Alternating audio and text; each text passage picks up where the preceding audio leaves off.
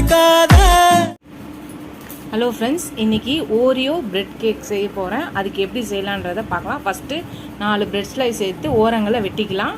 Friends, இது மாதிரி ப்ரெட்டோட ஓரங்களை cut பண்ணி வச்சுக்கலாம். அடுத்தது பார்க்கலாம் ஃப்ரெண்ட்ஸ். அதுக்கப்புறம் ஓரியோ பிஸ்கெட்ஸை தனியாக பிஸ்கெட்ஸு க்ரீமே எடுக்கலாம். இப்போ பிரித்து வச்சுருக்க உள்ளே இருக்க க்ரீமை தனியாக எடுக்கலாம். ஃப்ரெண்ட்ஸ், இது மாதிரி ஓரியோ பிஸ்கெட்டை தனியாகவும் அதில் இருக்க க்ரீமை தனியாகவும் எடுத்துக்கிட்டு இப்போ சுகர் பவுடரை கொஞ்சம் போட்டுக்கலாம். க்ரீமில் 1 ஸ்பூனுக்கு அளவுக்கு சுகர் பவுடர் போட்டுக்கிறேன். கொஞ்சம் சூடான பாலை ஊற்றிக்கிறேன்.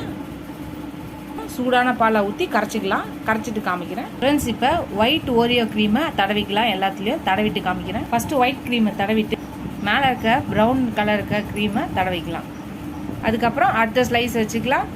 மேலே ஒயிட் க்ரீம் தடவிட்டு ப்ரௌன் கலர் கேக் பிஸ்கெட் க்ரீமை தடவை 4 இதுலேயே ஸ்லைஸில் மேலே ஃபுல்லாக தடவி சுற்றி தடவிடலாம். ஃப்ரெண்ட்ஸ், அதுக்கு மேலே டெய்ரி மில்க் சாக்லேட்டும் திராட்சையும் வச்சுருக்கேன்.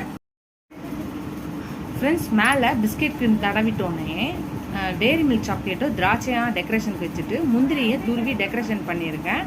அடுப்பே இல்லாமல் ப்ரெட்டையும் ஓரியோ பிஸ்கெட்டையும் வச்சு கேக் ரெடி பண்ணிருக்கோம். நீங்களே ட்ரை பண்ணி பாருங்கள். சூப்பராக இருக்கும், ஈஸியாக இருக்கும்.